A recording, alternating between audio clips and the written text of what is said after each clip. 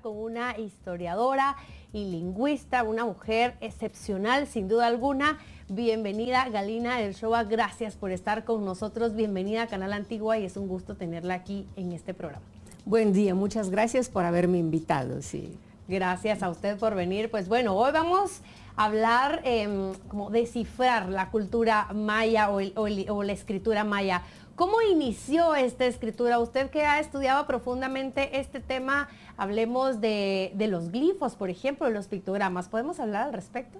Bueno, pictogramas es una cosa un poco diferente, okay, porque la escritura maya es una escritura como española, inglesa, rusa, lo que sea. O sea, es una escritura normal que se leía fonéticamente.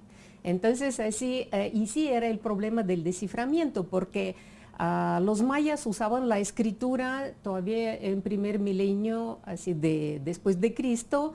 Después en el siglo X hubo como un problema grande que lo llaman colapso maya, cuando se abandonaron las ciudades de la zona central.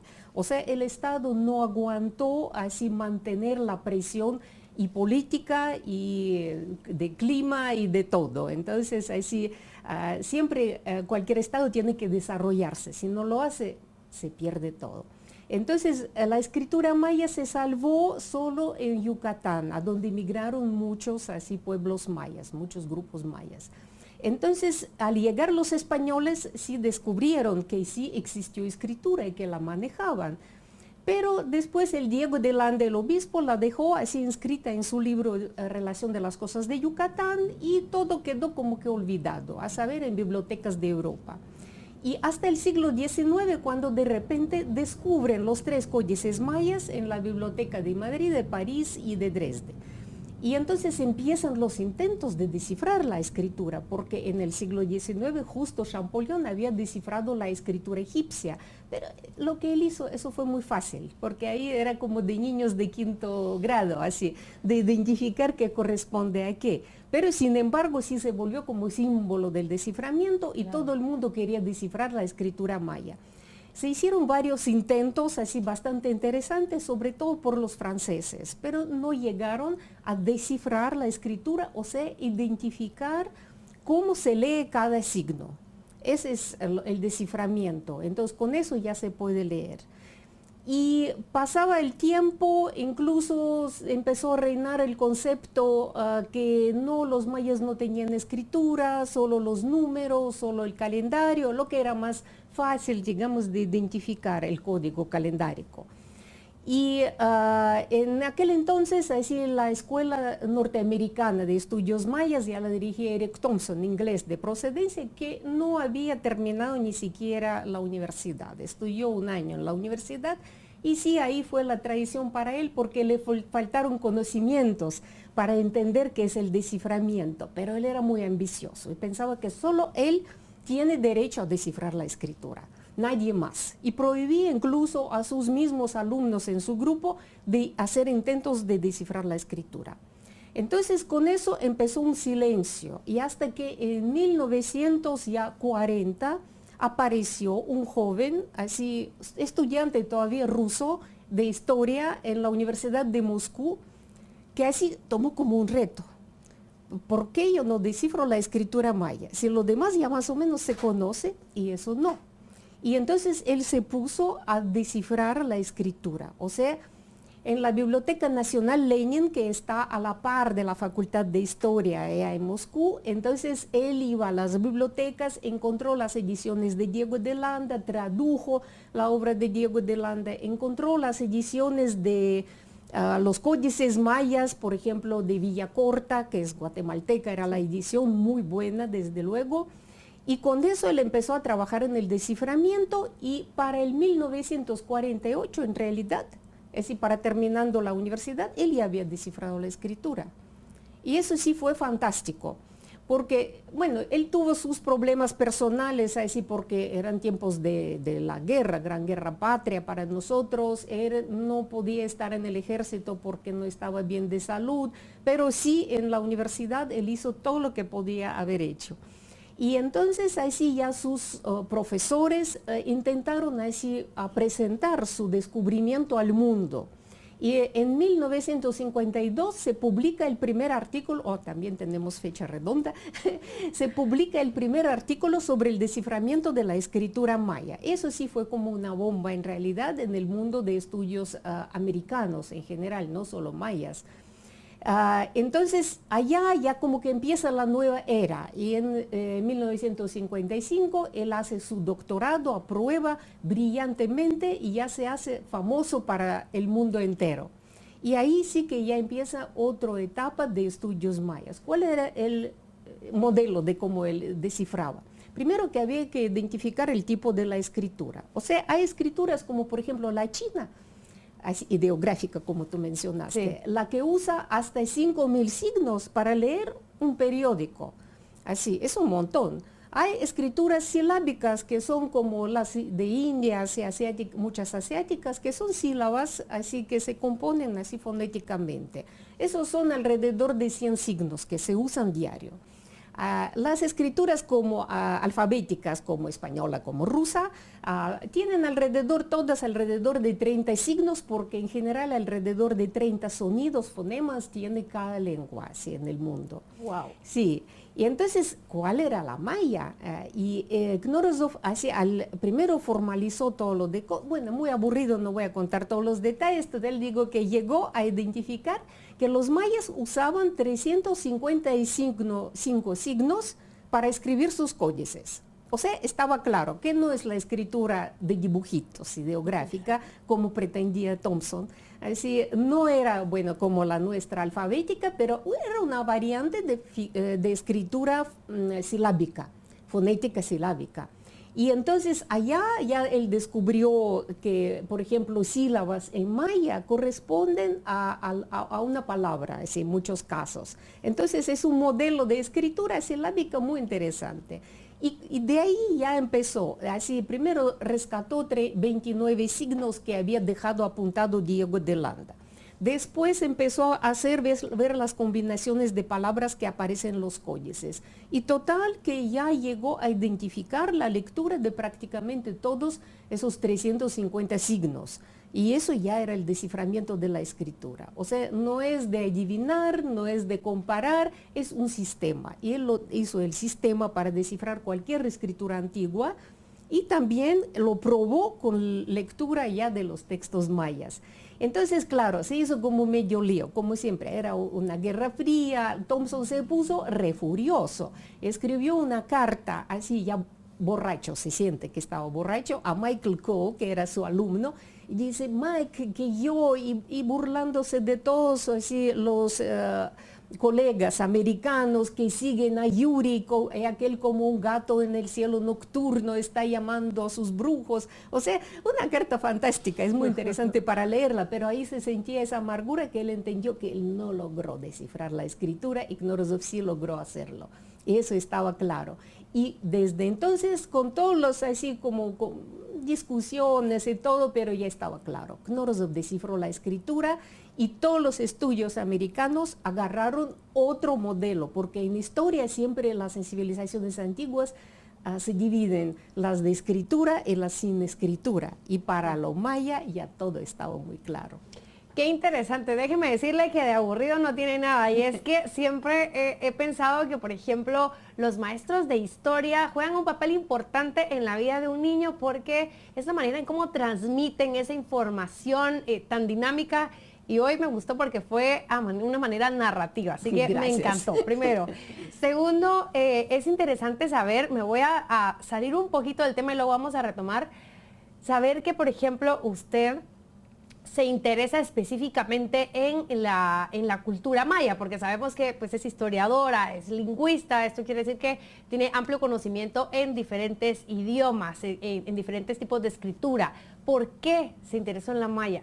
Ah, eso quién sabe, así como, por qué sos periodista? Así, eso nadie tiene la respuesta, pero es algo como adentro de ahí, que tiene uno, así que lo mueve hacia algún objetivo.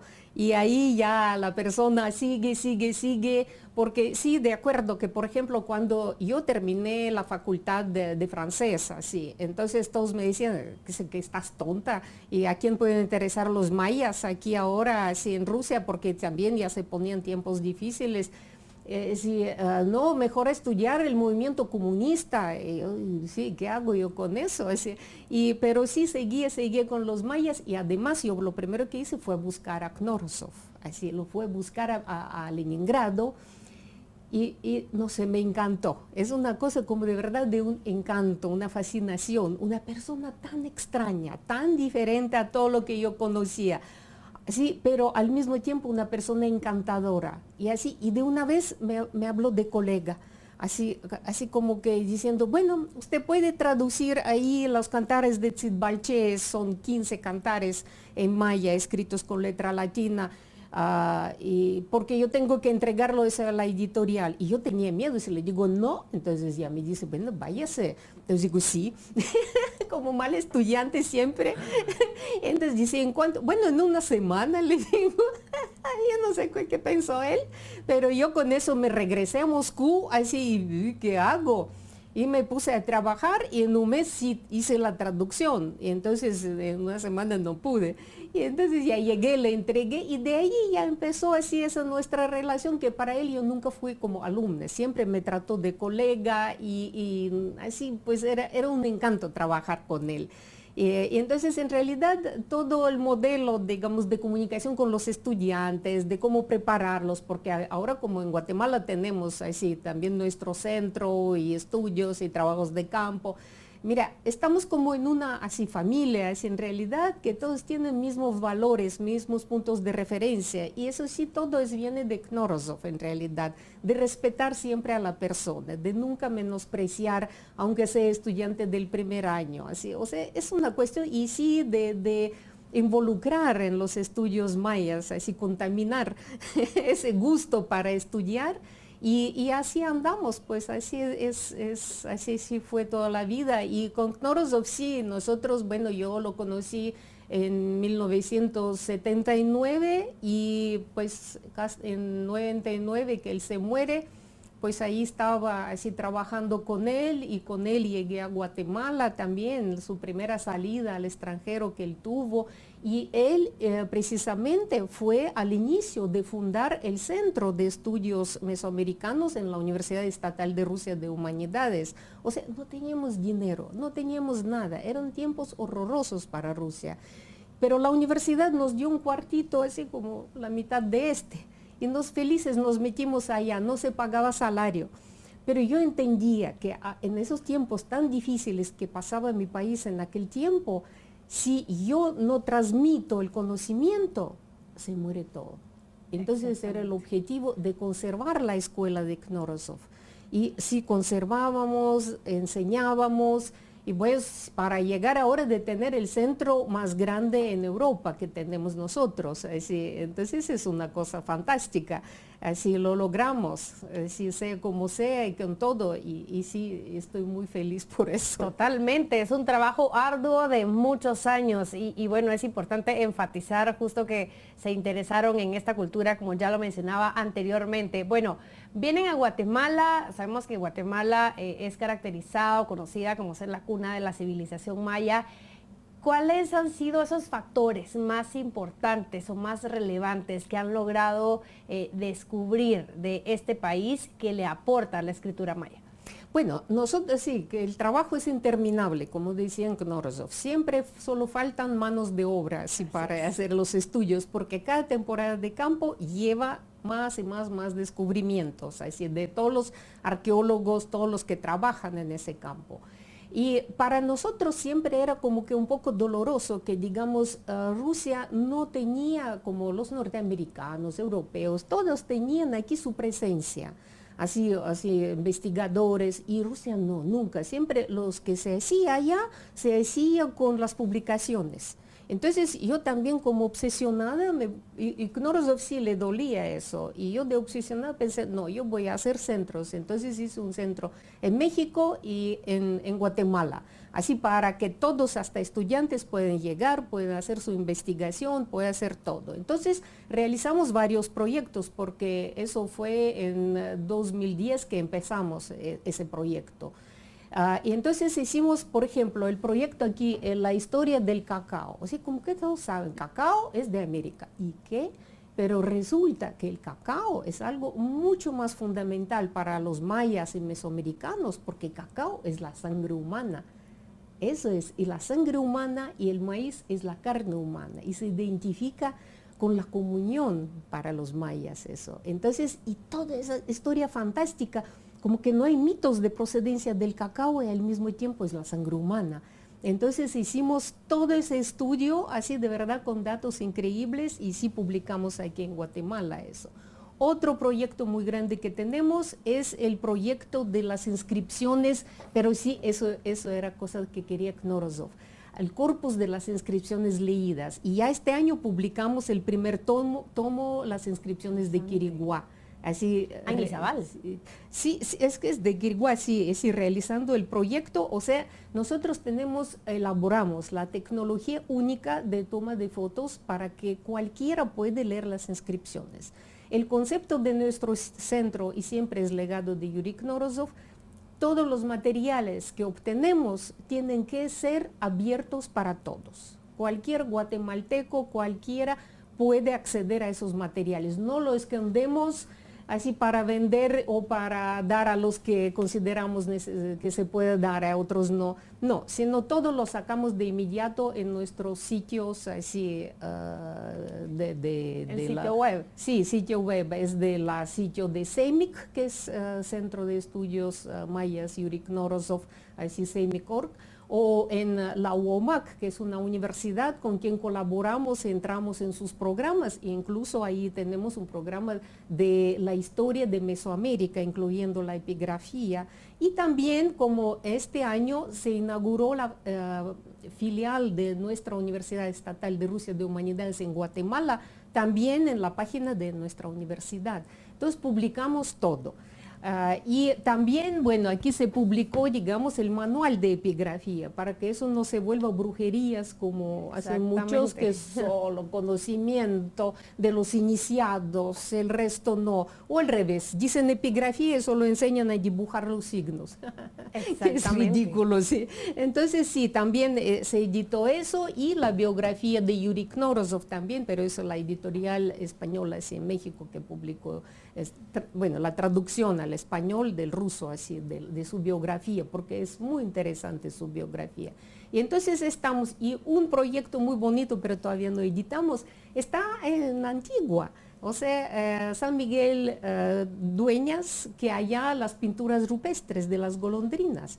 Y allá, además de que revelamos 2 veces más de inscripciones de pinturas que ya se conocían, hicimos fotos fantásticas, se elaboró un método de revelar lo que no se ve. Por ejemplo, yo estoy en una foto famosa donde está el tacuacín, así me toman la foto y después de procesar se ve que la pared no es vacía y está llena de manos más antiguas que el tacuacín. O sea, es el método cuando se rescata todo lo que no se ve. Entonces, y es un proyecto increíble. Además, allá encontramos un sitio de observaciones astronómicas. Es una cosa, mira, yo creo que única, así, no en Guatemala, pero en muchas partes. Así, no es cúpulas que todos buscan, sino es como una figura de un jorobado que sale de la montaña, que lleva su carga y tiene el ojo perforado. Por el ojo pasa el sol y están marcadas las posiciones del sol. No, es increíble. Y también eso, la arqueoastronomía que salió de allá, por ejemplo, la Cruz del Sur, que marca el inicio de las lluvias y la siembra, y es el símbolo, así, el símbolo de la Cruz del Sur, de la constelación, es el zope, que nadie quiere. Exactamente. Sí, y el zope. Y que nadie lo sabe. Sí, Cada vez que todos los días se aprende algo nuevo. Claro, y el zope, mira, justo en las imágenes antiguas el zope está así secándose las alas porque empezaron las lluvias. Qué interesante. Sí. No, mira, es una maravilla. Y entonces ahora vamos a seguir con los proyectos esos de las inscripciones, o sea, siguiendo el corpus y de pinturas rupestres, porque eso sí que es interminable. Exactamente, el arte rupestre es muy interesante, me encanta. A ver, vamos a platicar acerca del libro sagrado maya, el Popol Vuh. ¿Cuál es su opinión acerca de este libro? ¿Brindó algún aporte a la escritura maya en su investigación, por ejemplo? No, por supuesto, es un libro que sí es como punto de referencias para muchos datos, porque mira, por ejemplo, cuando se lee el texto, Knorozov había elaborado un tema que se llama así el contexto etnocultural, que sin eso no se puede identificar nada, es semiótica étnica. O sea, no puede cualquiera leer, pero sin explicar lo que había leído. La lengua antigua cambia mucho, y no digo de cómo suena, sino por su sistema de imágenes. Por ejemplo, ¿por qué están todo el tiempo interpretando textos bíblicos?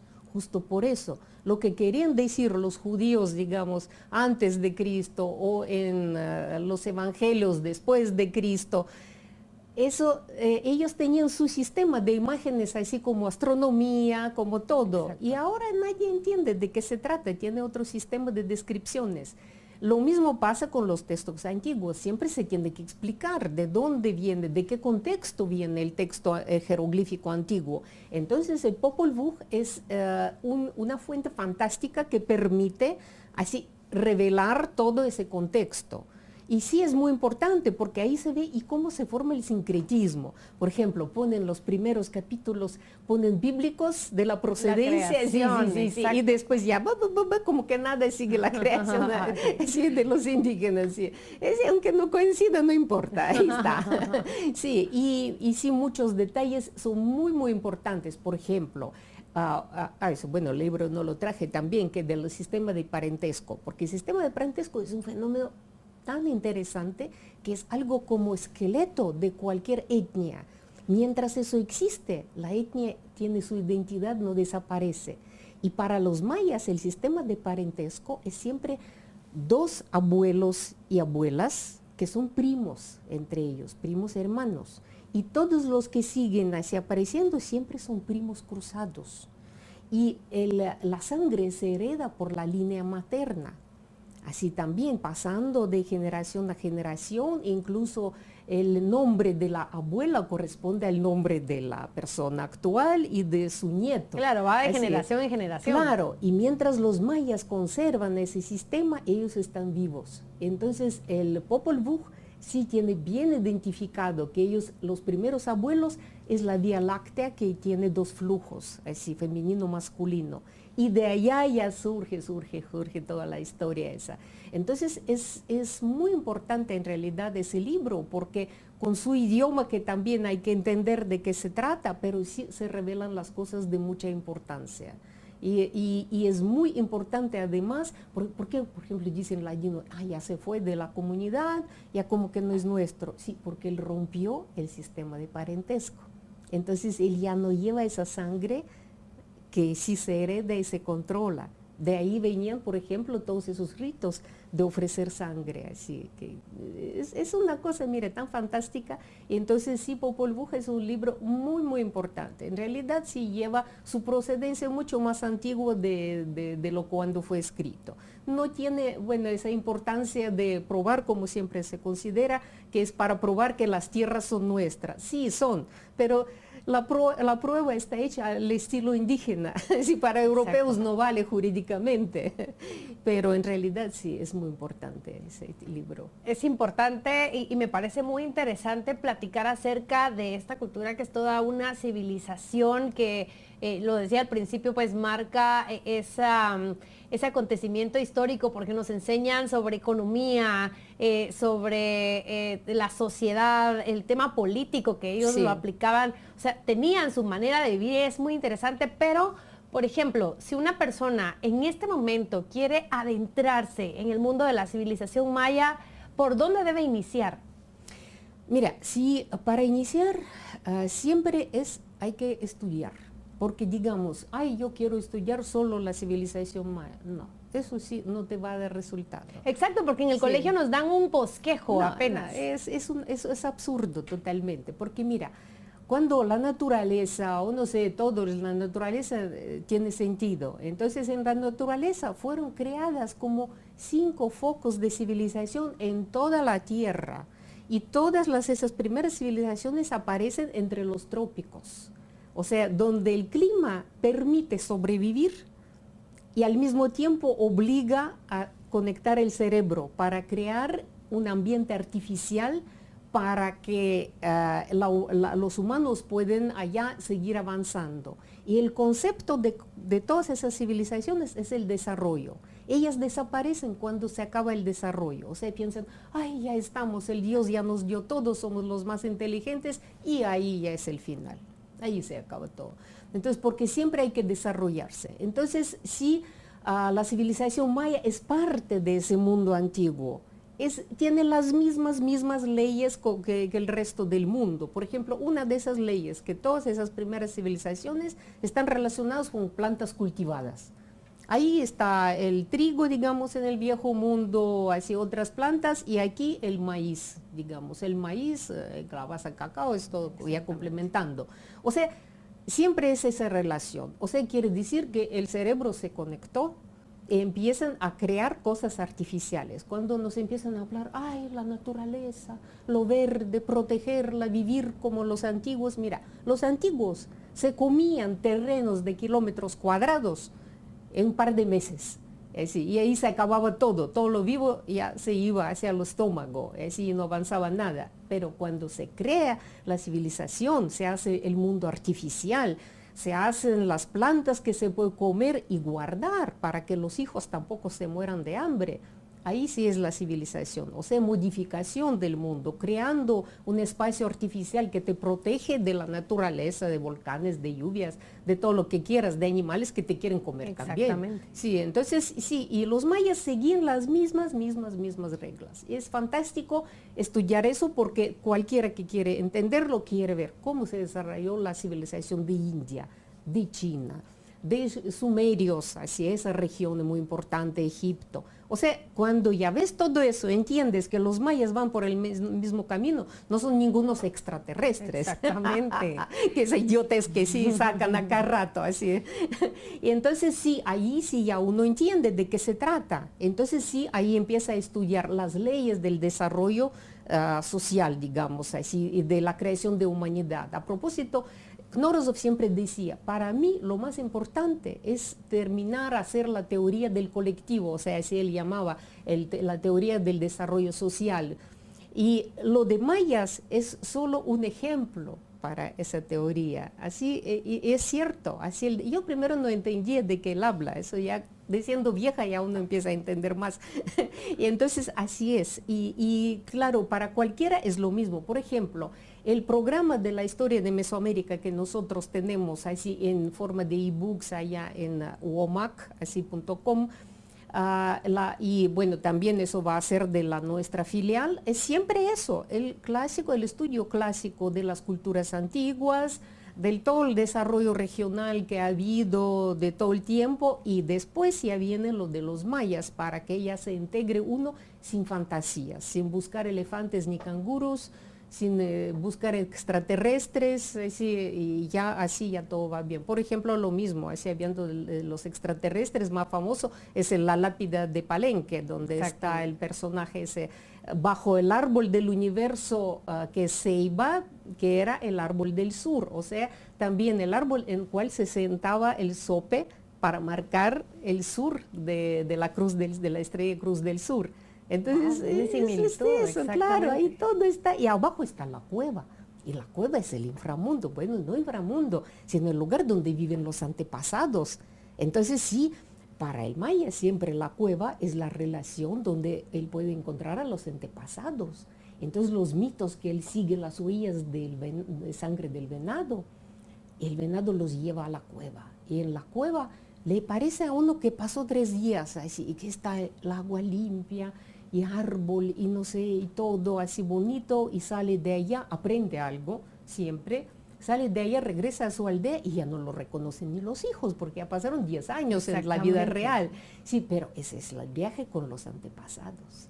Y la cueva sí es al norte siempre, allá es el país de los muertos. Entonces, mira, es una cosa y además, sí, interesante. Sí, la cueva esa del norte, así la cueva, o sea, el maya baja a la cueva y al mismo tiempo él sube al cosmos, porque la cueva es el cosmos al mismo tiempo. Y allá él hace el gran recorrido, como dicen los textos de la cerámica maya, esa, la inscripción circular. Él pasa el gran camino. El gran camino es la Vía Láctea, que es la serpiente plumada y tardía, o cocodrilo, como lo vemos en la costa del Pacífico, bien presente, y las constelaciones zodiacales, que los mayas tenían 13 constelaciones zodiacales, sí, y una parte es viva, o son los mamíferos, y otra parte es los mensajeros con el otro mundo, que son pájaros, insectos, todos los que atraviesan espacios y mundos.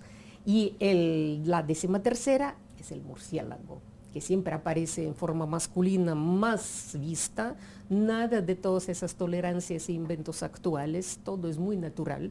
Entonces está el malvado murciélago y con su drama, porque su drama es que él puede volar y al mismo tiempo es bien mamífero. Entonces el murciélago, así cuando no sabe a dónde escoger, se queda colgado en la cuerda podrida, como dice el cuento actual. O sea, también lleva la filosofía maya, que sí uno tiene que estar pegando siempre a lo mismo para realizar algo en la vida. No puede correr allá y quedarse sentado entre dos sillas. De verdad que qué interesante la manera en cómo narra esta historia, no cabe duda que es historiadora y es enriquecedor poder platicar con alguien que haga tan digerida la historia y que podamos entenderla a la perfección, porque a veces creo que eso es lo que pasa. Gracias por haber estado con nosotros, Galina.